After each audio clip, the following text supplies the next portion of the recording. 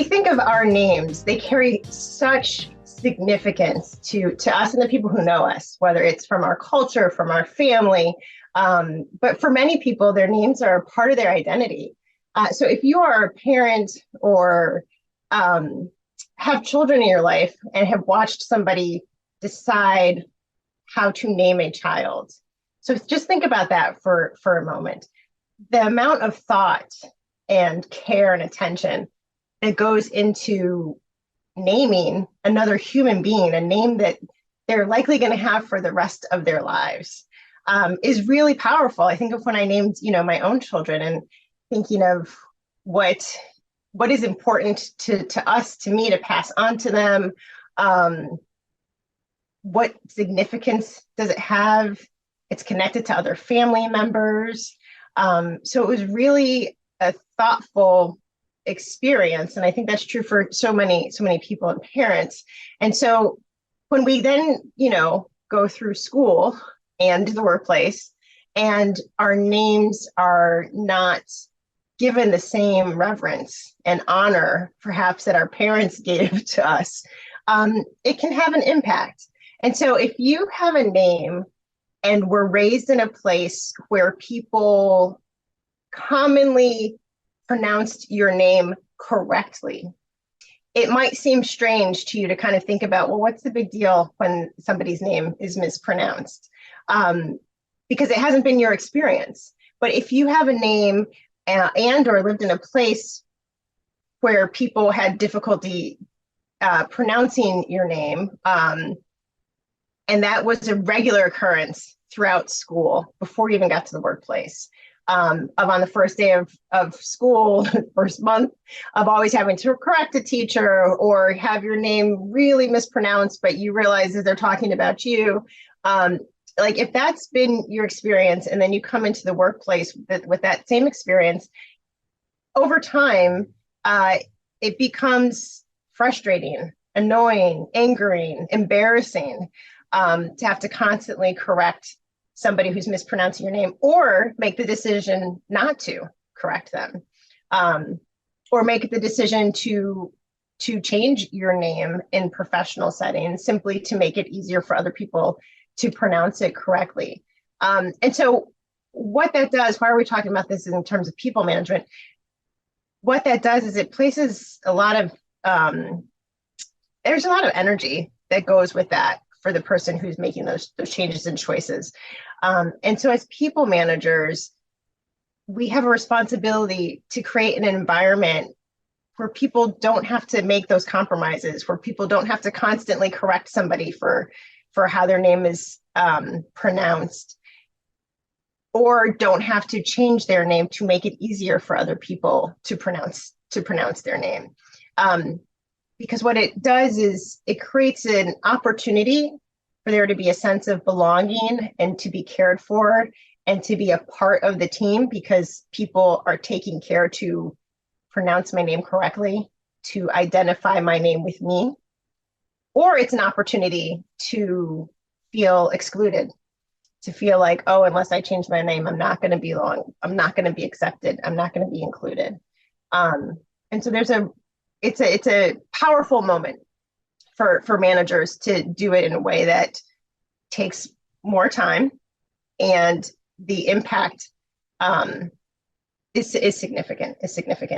So, I think back to when I was in college.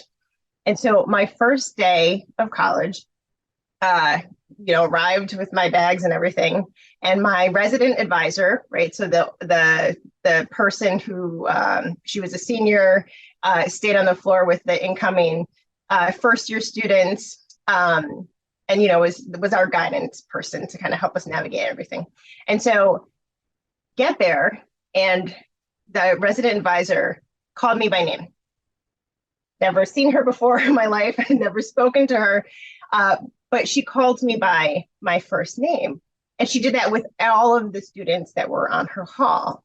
And so that was really impactful to me, because what I later learned and asked her about, at that time, we actually called it Facebook. So all first year students at the school, at the college, you had your picture in a book for just first year students. You had your picture, your name, and where you were from.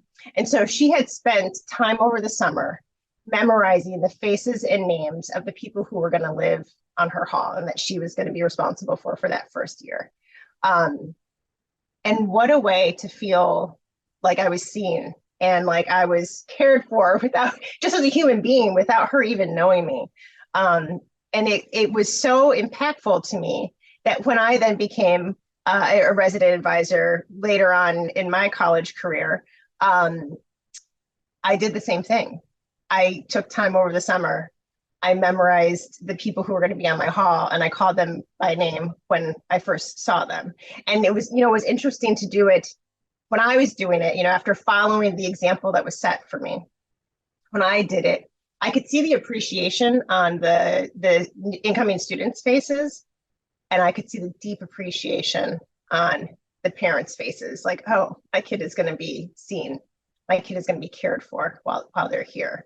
And so that's kind of some of the responsibility that we have as people managers.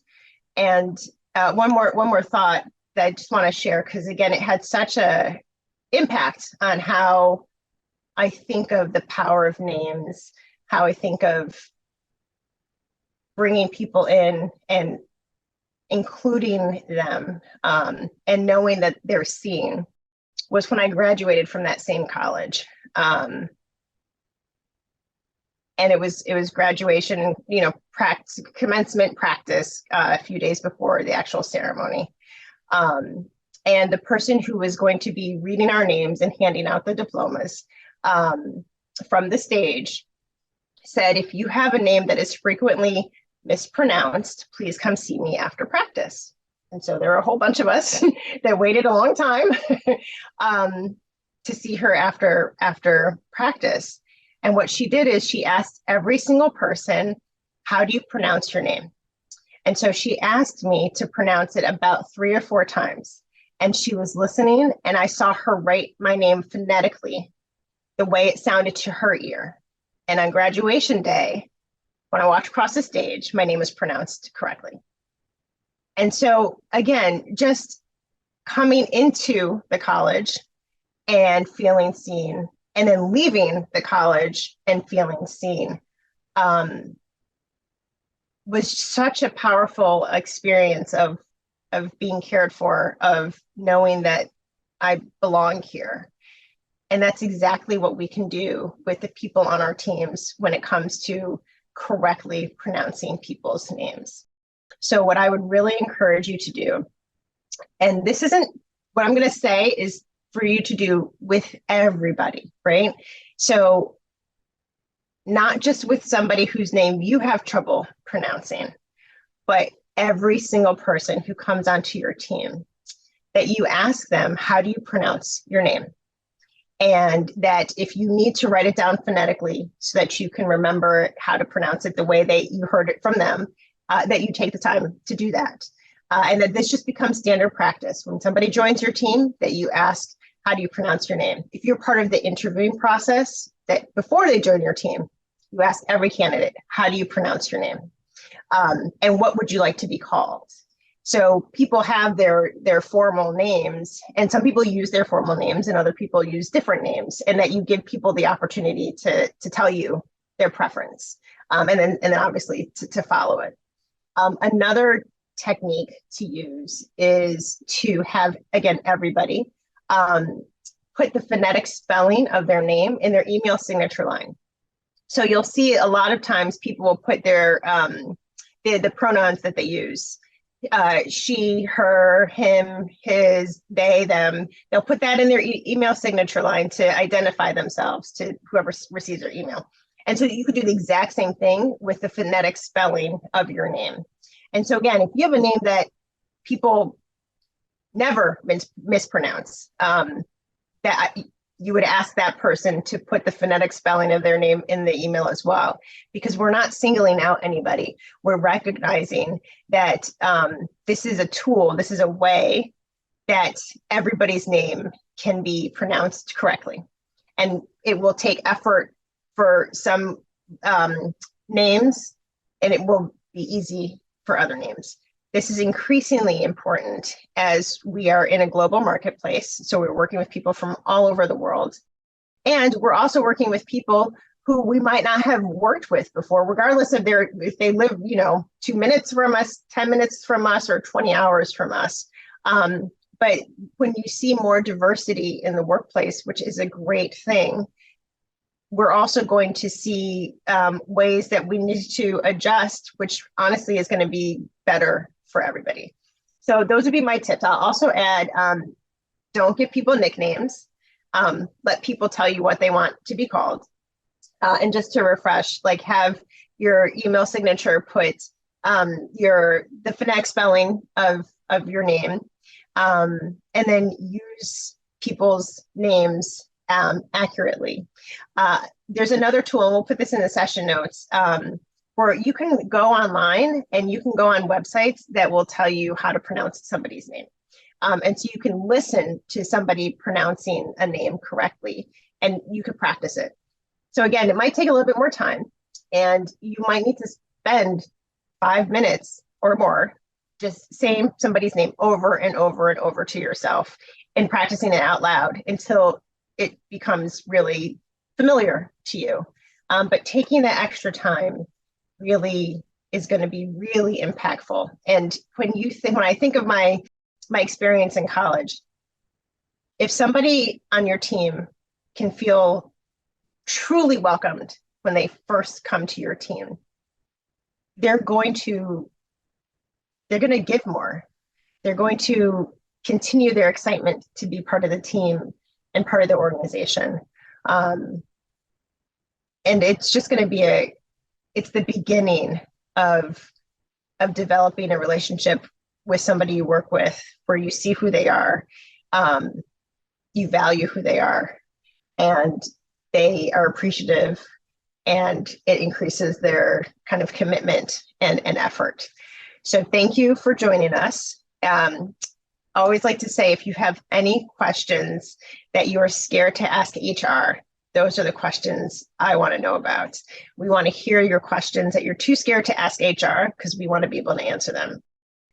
We'll bring in experts, we'll do our own research, but really want to kind of continue the conversation on how to manage well. And knowing what you're too scared to ask HR is exactly what's going to help us continue that conversation.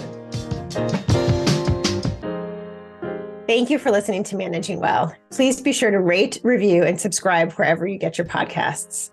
If you want to learn more about today's episode, go to theladipogroup.com/podcast for a worksheet on today's episode.